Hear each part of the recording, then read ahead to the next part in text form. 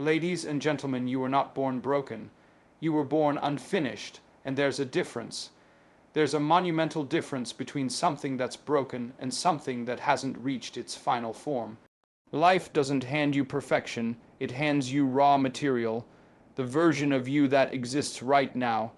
It's not the final sculpture, it's a block of marble, it's uncut stone.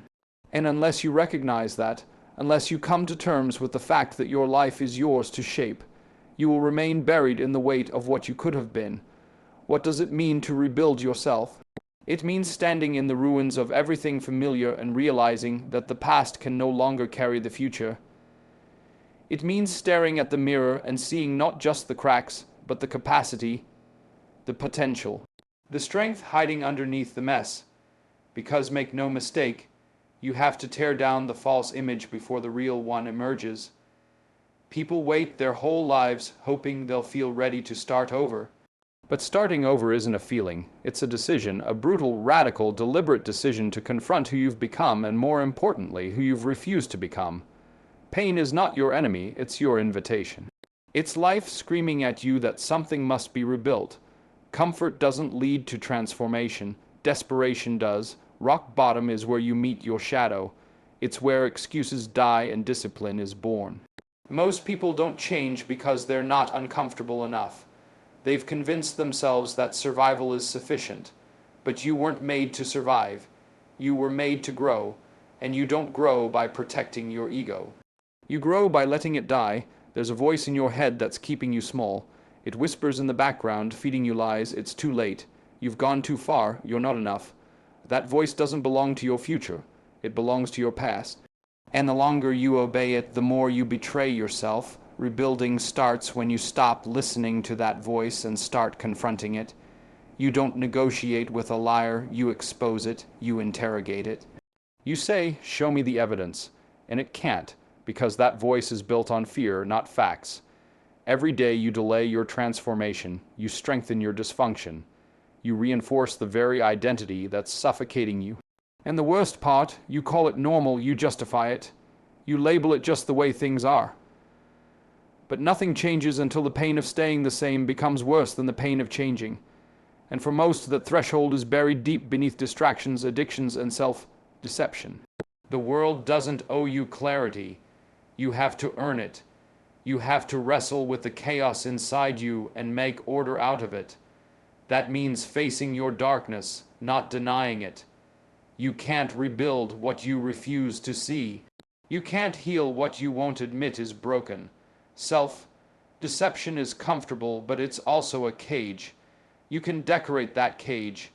You can even convince others to admire it. But deep down, you know it's still a prison.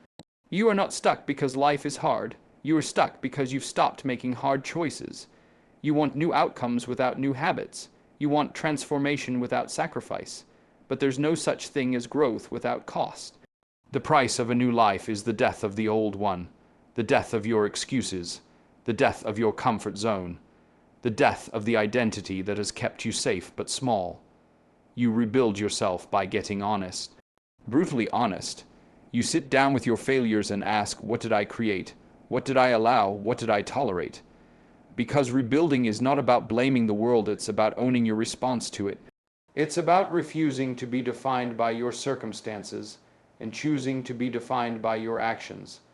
And that begins with responsibility, not in the shallow sense of obligation, but in the deepest sense of ownership. Radical, unwavering, uncompromising ownership. You are not your trauma, but you are responsible for your healing. You are not your past, but you are responsible for your future. That doesn't mean shame, it means power. Because once you take ownership, you take back control. You stop waiting for someone to rescue you and you become the one who does the rescuing. You stop outsourcing your worth and start building it from within. The tools you need to rebuild are already within you. Discipline, focus, courage. They're not traits you're born with. They're muscles you build, and like any muscle, they grow through resistance. You want confidence. Do hard things. You want clarity, get uncomfortable. You want a new identity, build new habits. You can't think your way into transformation. You act your way into it. The reason most people stay stuck is because they confuse motion with progress. They journal, they plan, they dream, but they don't move. They stay in the therapy of preparation, the safety of contemplation, but transformation is not safe, it's violent, it disrupts everything false. It burns away the unnecessary, it demands action. You don't rebuild yourself with thoughts, you rebuild with commitment. Relentless, disciplined, consistent commitment. You must be willing to look foolish. You must be willing to be a beginner again. Pride is the enemy of rebirth, because pride protects the old identity. It says, don't risk, don't fail, don't be vulnerable. But without failure, there's no feedback. Without risk, there's no reward, and without vulnerability, there's no growth. If you're not embarrassed by your past self, you haven't evolved. If you're not scared of your next step, it's not big enough. This is not about motivation. This is about identity. Motivation fades. Identity lasts. When you rebuild yourself, you don't just adopt new habits. You become a new person, and that process requires clarity. Who are you becoming? What does that version of you do daily? How does that version of you think, move, act, speak? That is your blueprint. Your habits must serve that identity. Your environment must reinforce it. Your choices must reflect it. You are one decision away from momentum, one decision away from a new trajectory, but it won't feel like a breakthrough. It'll feel like resistance, like struggle, like uncertainty. That's the paradox of growth. It often feels like failure, but failure is not a signal to stop. It's feedback, and feedback is fuel. The only real failure is quitting. Everything else is refinement. You must outgrow your limitations. Not overnight, but every day. Every single day you have the opportunity to make small, consistent choices that add up to transformation. But most people miss that because they're addicted to intensity. They want the 30-day change, the massive breakthrough. But transformation is not an event, it's a process. A slow, deliberate, painful, beautiful process. It's built in the mundane, in the unglamorous. In the quiet, it's built when no one is watching. You don't rebuild yourself in front of a crowd. You do it in the dark. You do it when it's hard, when it's boring, when it's thankless, and that's what makes it real. That's what makes it powerful, because no one can take it from you. No one gave it to you, so no one can strip it away. That's the kind of power that doesn't just change your life, it anchors it. Most people live their lives waiting. Waiting for permission, waiting for clarity, waiting for a sign, but waiting is a slow death. You don't wait for your new life. You create it, you build it, one disciplined choice at a time, one uncomfortable truth at a time, one bold action at a time, and it's not about being fearless, it's about doing it afraid. Rebuilding doesn't happen when the fear goes away. It happens when you stop obeying it. Your past is not a prophecy, it's a reference point. Learn from it, don't live in it. Your pain is not your identity. It's your teacher, listen to it, don't worship it. Your mistakes are not your prison. They're your blueprint, study them, don't hide from them. You are not defined by the destruction. You are defined by the decision to rise from it. And yes, you will be misunderstood. You will lose people. You will face resistance. But that's the price of authenticity. That's the cost of freedom. Not everyone is meant to go with you. Some people only know how to relate to your past, and that's okay. You're not rebuilding to impress. You're rebuilding to become. To become the version of yourself that you were meant to be before the world taught you who to pretend to be. The journey is not linear. You will relapse into old habits. You will doubt yourself. You will want to quit. But rebuilding is not about perfection. It's about resilience, about returning to your purpose over and over again. Falling is not failure. Staying down is. You rise not because it's easy, but because you've decided that staying broken is no longer an option. You don't need to rebuild everything at once. Start with the next right step, one commitment, one change, stack that, build momentum, let it compound, and before you know it, you're not just doing different things, you're becoming a different person. Not because the world gave you permission, but because you gave yourself permission. The most dangerous version of you is the one who realizes that potential is not enough, that talent is not enough, that good intentions are not enough. The most dangerous version of you is the one who decides to take control, to stop waiting, to stop hoping, to start building, brick by brick, truth by truth, habit by habit, until the foundation is unshakable, until the identity is undeniable, until the life reflects the depth of the work done in the dark. Rebuilding yourself is not about becoming someone else. It's about uncovering who you were before fear got in the way, before doubt built walls, before mediocrity became familiar. It's about remembering your power, reclaiming your voice, redefining what's possible, and no one can do it for you. No one can walk that path but you. And that is your gift. That is your responsibility. That is your power. No one is coming to hand you the blueprint. No one is arriving with a rescue plan.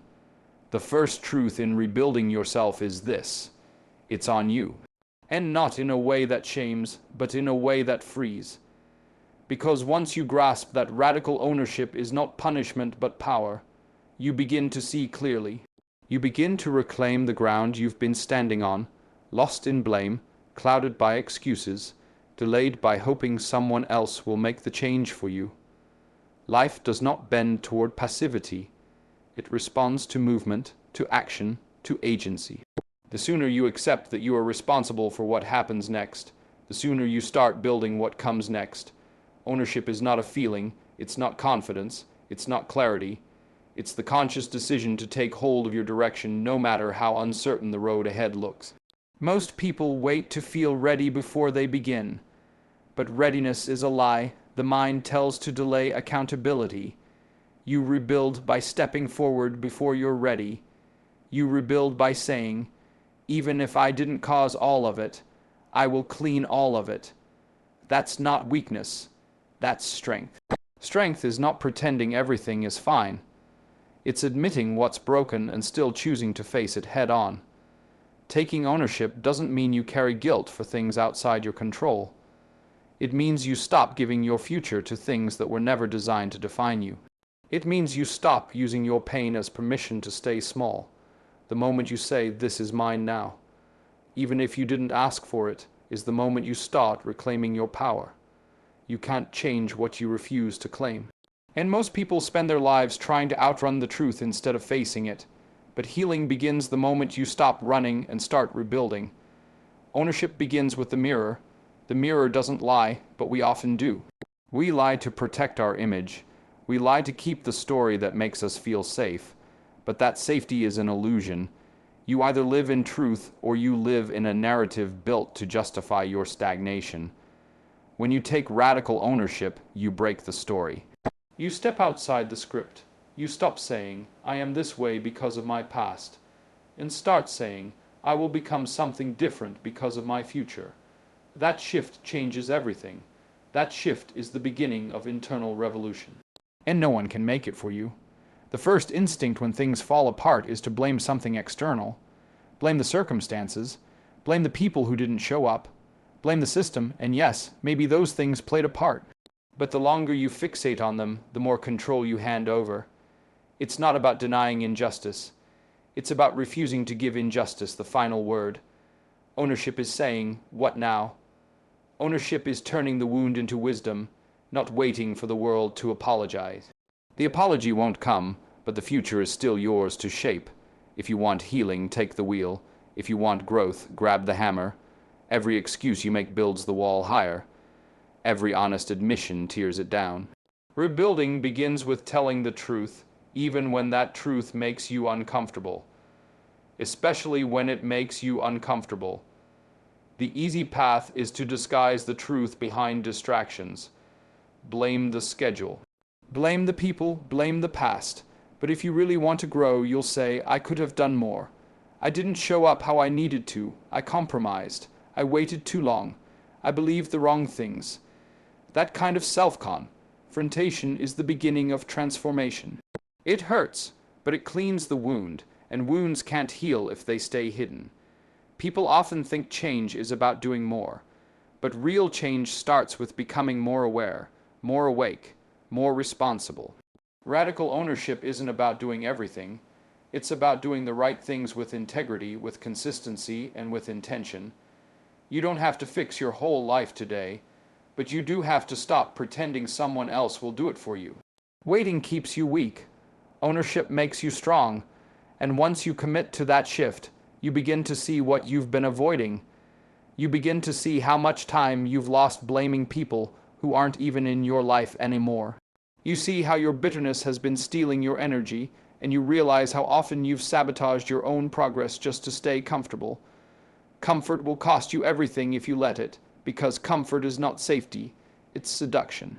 It tells you to avoid pain, avoid risk, avoid failure, but what you avoid owns you, and the only way to break free is to face what you fear. Radical ownership is the path that takes you there.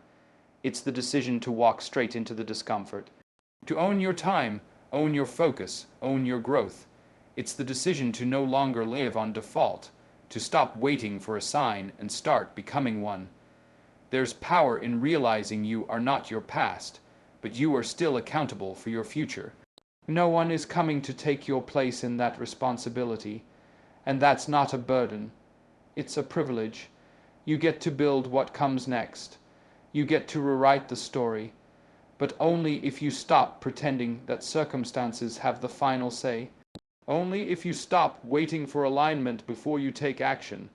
You rebuild yourself not by having the answers, but by showing up anyway. You take ownership of your presence, your habits, your choices.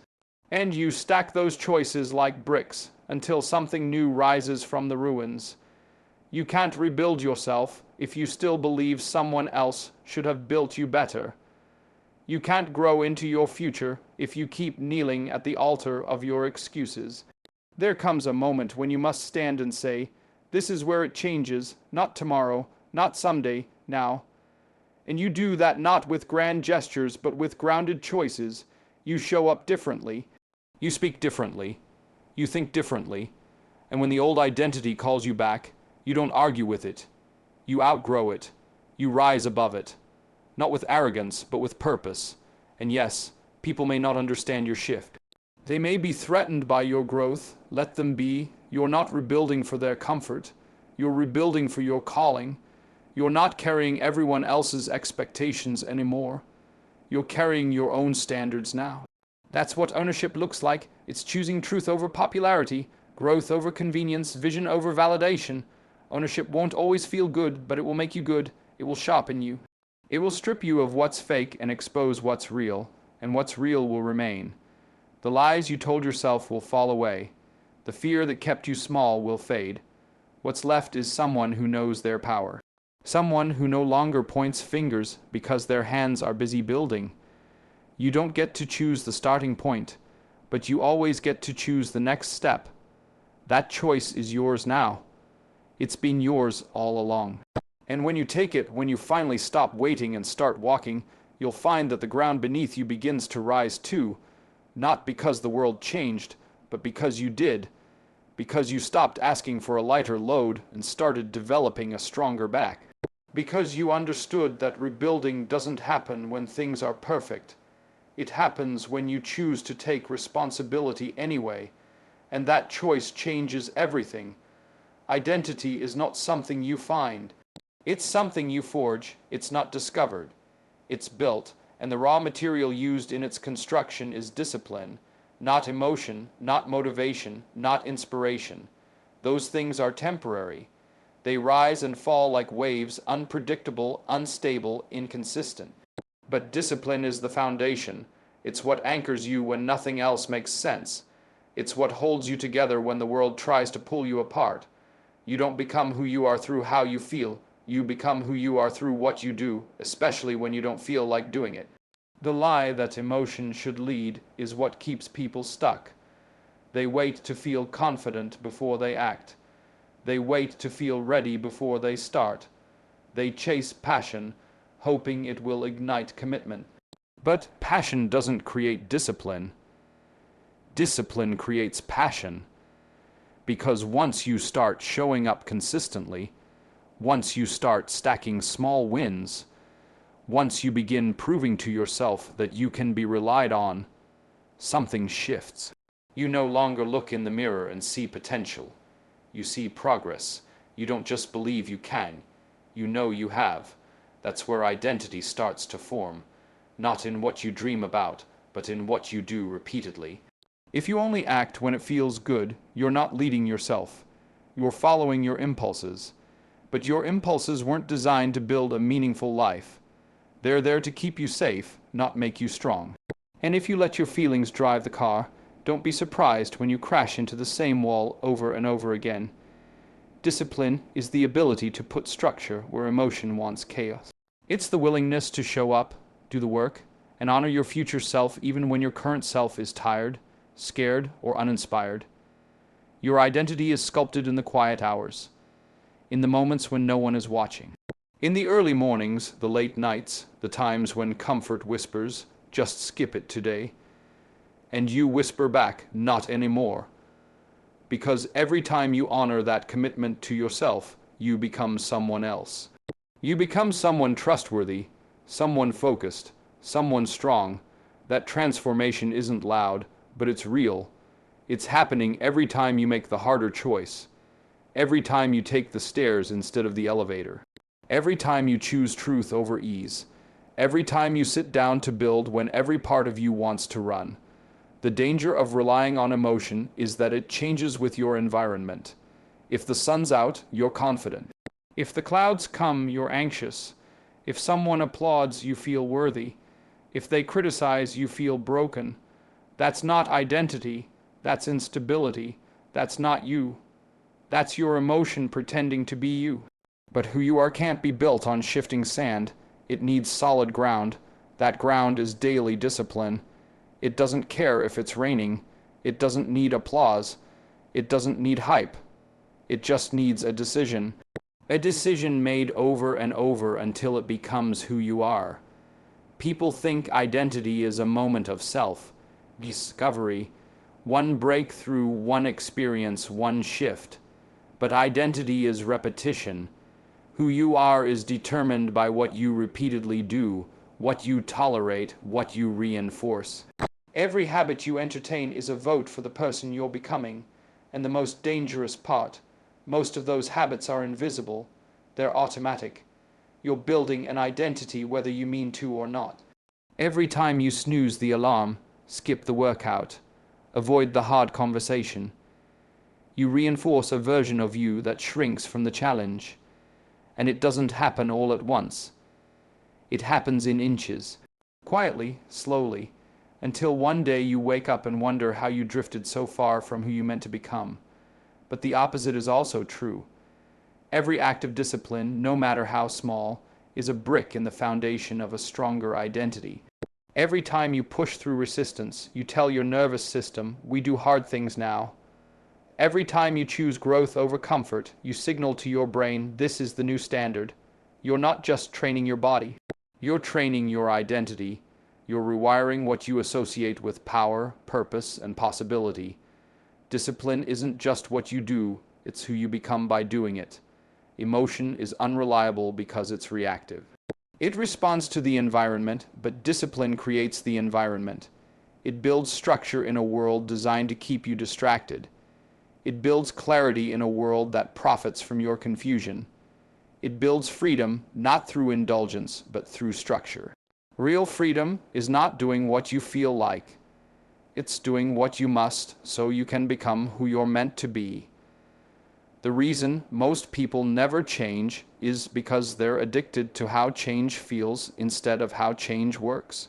It feels exciting to start something new. It feels empowering to make a plan, but plans don't build identity. Execution does. Discipline does. The days you show up tired, the moments you follow through without fanfare. The hours you grind in silence, that's where identity is built. That's where the real shift happens. Not when people see you succeed, but when you see yourself refuse to quit. You'll never feel your way into the life you want. You'll build your way into it, and building is hard, it's repetitive, it's boring. But that's the point, because what's boring to your emotions is strengthening to your character. The discipline to repeat the right actions, day after day, even when the outcome is invisible, is what separates the dreamers from the doers. And identity doesn't care about dreams. It demands evidence. It demands consistency. It demands proof. When you base your life on discipline, you don't need external validation to keep going. You're not chasing motivation. You're driven by mission. You're not checking how you feel every morning. You're executing regardless. And people will wonder how you're so consistent, how you keep rising, keep building, keep moving. The answer is simple. You stopped letting your feelings vote. You gave discipline the authority. You put your vision in charge, not your mood. And yes, discipline is difficult. It asks for sacrifice. It doesn't give you immediate pleasure, but it gives you something deeper: integrity, confidence, peace. Not the peace that comes from avoiding responsibility, but the peace that comes from meeting it head on. Discipline builds self-respect, because when you say you'll do something and you follow through, you start believing yourself. That belief compounds. It turns into confidence, not the fake kind, the real kind. The kind that says, I've done it before, I'll do it again. And if you ever feel like you don't know who you are, check your patterns, check your behaviors, check your discipline, because your identity isn't hiding in your thoughts. It's visible in your habits. It's not shaped by what you feel like doing. It's shaped by what you consistently do regardless of how you feel. And when your actions align with your highest values, when your discipline serves your vision instead of your emotions, you begin to respect yourself.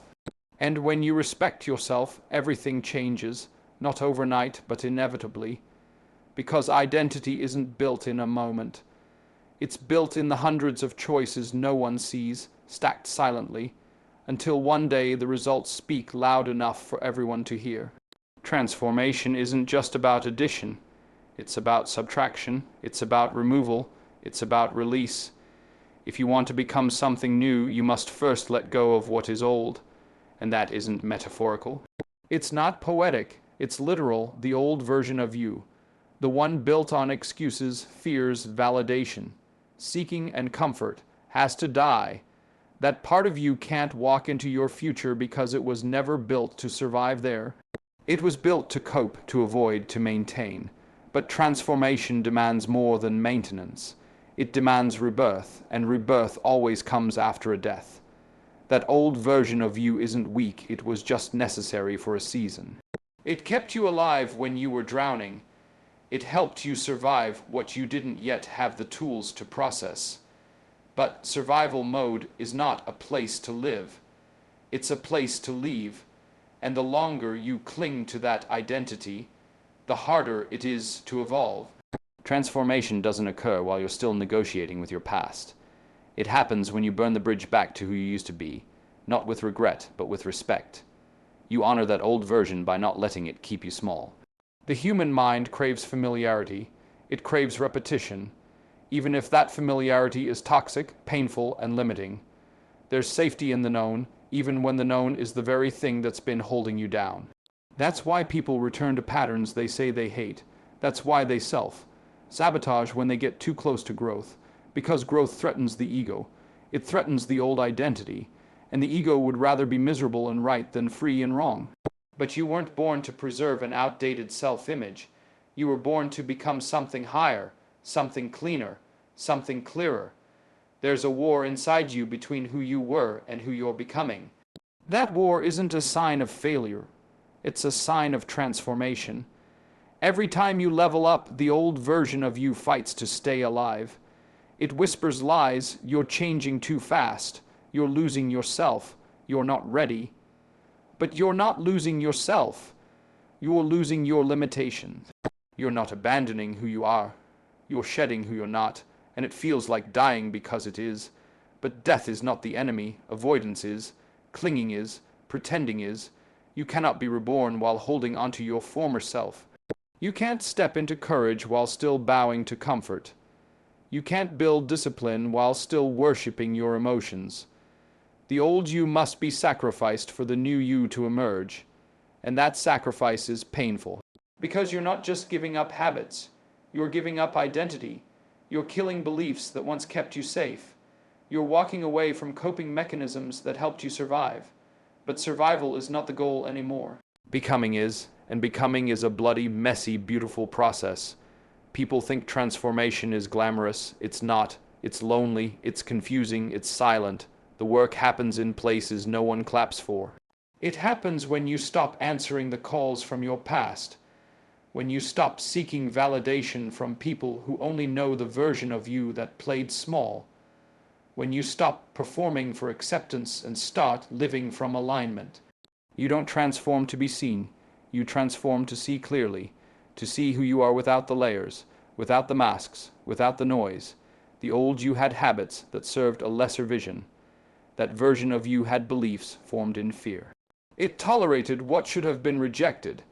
It avoided what should have been confronted. And if you want to rise, you must bury that version with intention. You must write its eulogy, not with bitterness, but with finality. You must say, "Thank you for getting me here, but you can't take me there." And then you walk away, not with hesitation, but with resolve. Because every time you return to who you used to be, you delay who you're becoming. This process is violent, internally violent. It means rejecting comfort. It means doing what feels wrong emotionally but is right structurally. It means choosing discipline over desire, vision over mood. Legacy over likability. The old you wants ease, the new you wants meaning, but meaning has a cost. It costs your old life, and the price is non-refundable. You can't straddle two identities forever. At some point, you have to pick a side, and that choice, once made with full conviction, changes everything. You can't become your highest self in an environment built for your lowest habits. Sometimes the death of the old you includes physical things. People, places, patterns, environments that support mediocrity must be left behind. Conversations that validate excuses must be walked away from. You're not being cruel. You're being honest. If you surround yourself with those who mirror the identity you're shedding, you will be tempted to resurrect it. So guard your space, not to isolate, but to incubate. Growth needs quiet. It needs clean soil. And you can't plant a new self in the dirt of your old story. There's grief in this process. Don't deny it. Grieve the comfort. Grieve the identity that made people like you. Grieve the predictability of the life you're walking away from. But grieve it while moving forward. Cry if you must, but keep walking. Mourn if you must, but don't build a home in the cemetery of your former self. You're not dying. You're evolving. And evolution always begins with the end of something familiar. People will tell you that change should be smooth. They're wrong. Real change comes with resistance. That resistance isn't a sign that something's wrong. It's proof that something is shifting. The discomfort is the alarm clock for your old self. It's the sign that you're approaching a threshold, and thresholds are meant to be crossed, not feared. The discomfort is necessary, because without it, you'd never leave what's easy. You'd never question what's familiar. You'd never grow. When you stop feeding your old identity, it begins to starve. It gets louder at first, desperate for attention. It will tempt you with old habits, old reactions, old narratives. It wants to pull you back to what's known. But you don't need to answer that call. You need to observe it and let it pass. You need to detach from its voice and attach to your vision. This is the sacred discipline of transformation, refusing to resurrect what you've already buried. There is a version of you waiting on the other side of consistency, of pain, of clarity. A version that thinks differently, moves differently, lives with conviction instead of confusion. But that version won't emerge by default. It must be built, chiseled, forged, and that building process cannot begin until the old foundation is demolished. The false stories, the emotional addictions, the avoidance patterns, they must all fall. Not by accident, but by choice, and yes, it's terrifying. To let go of who you've always been is to step into the unknown. But the unknown is where your future lives. It's where your greatness lives. It's where the life you were meant to build has been waiting. And you don't access it through wishing. You access it through the discipline of self, death, the courage to destroy what no longer serves, the conviction to choose rebirth over repetition. You're not failing by letting go. You're evolving. You're not lost. You're shedding, and every layer that falls away is a step closer to your core, to your truth, to your unshakable self, the one not built by the world's expectations, but by internal alignment. and the cost of that alignment is everything that was built to impress instead of express. That version must go. Not tomorrow, now, not gradually, decisively, because transformation isn't about adding new things to the old you. It's about becoming someone who no longer needs to pretend. Someone who has outgrown the shallow version of safety and stepped fully into purpose. Growth doesn't happen when the lights are on. It doesn't show up when everyone's cheering. It doesn't arrive during the applause. Real growth shows up in silence. It lives in the unnoticed. It grows in the darkness where no one is watching, where no one is validating, and where no one is posting about it. The spotlight is where results are revealed, not where character is built. The real transformation happens behind the scenes, in the struggle, in the grind, in the painful repetition that breaks you down before it builds you up. There's a lie that says you need to be seen to grow. That success only counts when it's shared, that if the world isn't watching, the effort is wasted. But the truth is the opposite.